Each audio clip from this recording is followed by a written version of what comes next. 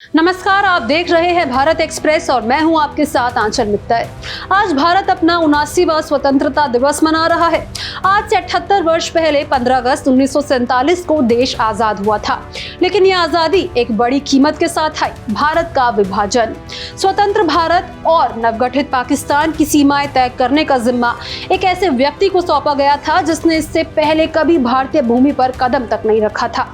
उनका नाम था सर सिरिल रेडक्लिफ। ब्रिटेन के मशहूर वकील सर सिरिल रेडक्लिफ को ब्रिटिश सरकार ने बाउंड्री कमीशन का प्रमुख बनाया।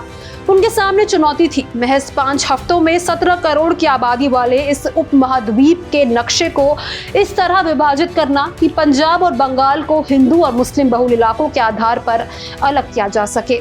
यही नक्शा भारत और पाकिस्तान की नई सीमाओं को तय करने वाला था। लेकिन मुश्किल ये भी थी कि रेडक्लिफ को भारत की भूगोल, राजनीति और सांस्कृतिक पृष्ठभूमि का कोई प्रत्यक्ष अनुभव ही नहीं था। उन्होंने ना पहले भारत देखा था और ना ही यहाँ की जटिल सामाजिक संरचना को समझा था। ऐसे में ये जिम्मेदारी न केवल कठिन थी बल्कि ऐतिहासिक दृष्टि से बेहद संवेदनशील भी थी। रेडक्लिफ को काम के लिए जो जानकारी उपलब्ध कराई गई वो ज्यादातर पुरानी जनगणना के आंकड़ों, आधिकारिक रिपोर्टों और ब्रिटिश अधिकारियों के नोट्स पर आधारित थी।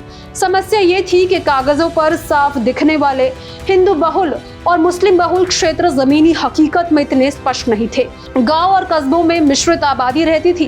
कई हिंदू बहुल इलाके में मुस्लिम बस्तियां थी तो कई मुस्लिम बहुल गांवों के बीच हिंदू परिवार बसे हुए थे। इस जटिल जनसंख्या पैटर्न में स्पष्ट सीमा रेखा खींचना किसी भी दृष्टि से आसान नहीं था। रेडक्लिफ ने सीमांकन का कार्य पूरा किया और 17 अगस्त 1947 को रेडक्लिफ लाइन का ऐलान किया।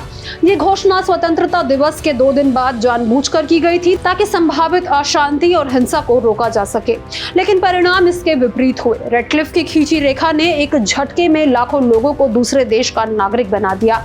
पंजाब और बंगाल में व्यापक दंगे भड़क उठे, सीमा पार पलायन हुआ सिलसिला शुरू हो गया जिसमें लोग अपने घर बार छोड़कर नए देश की ओर भागने लगे। ट्रेनों में लाशें भरकर आने लगी, गांव जला दिए गए और अनुमानित 10 से 15 लाख लोगों ने इसे सांप्रदायिक हिंसा में अपनी जान गंवा दी। इस भयावह घटनाओं ने खुद रेडक्लिफ को गहरे सदमे में डाल दिया। उन्होंने भारत छोड़ने से पहले अपने सभी दस्तावेज और नक्शों को ड्राफ्ट करके जला दिया ताकि भविष्य में उनके निर्णयों पर कोई विवाद न हो। बाद में वर्षों में उन्होंने स्वीकार किया कि अगर उन्हें इस काम की गंभीरता और इसके परिणामों की पहले से अनुमान होता तो संभवतः वो इसे करने के लिए सहमत भी ना होते। आज स्वतंत्र दिवस के उत्सव के बीच जब हम तिरंगे को सलाम करते हैं तो ये भी याद आता है कि हमारे देश का नक्शा किस प्रकार खींचा गया था। सर सिरिल रेडक्लिफ का नाम भारतीय उपमहाद्वीप के इतिहास में हमेशा एक ऐसे व्यक्ति के रूप में दर्ज है जिसने कुछ ही हफ्तों में ऐसी रेखा खींची जिसने करोड़ों लोगों की किस्मत बदल दी और जिसकी वजह से लाखों परिवार बिछड़ गए। इस खबर को लेकर आप क्या राय रखते हैं? कमेंट बॉक्स में जरूर शेयर करें। साथ ही इसी तरह की तमाम जानकारी के लिए हमारे चैनल को जरूर सब्सक्राइब करें।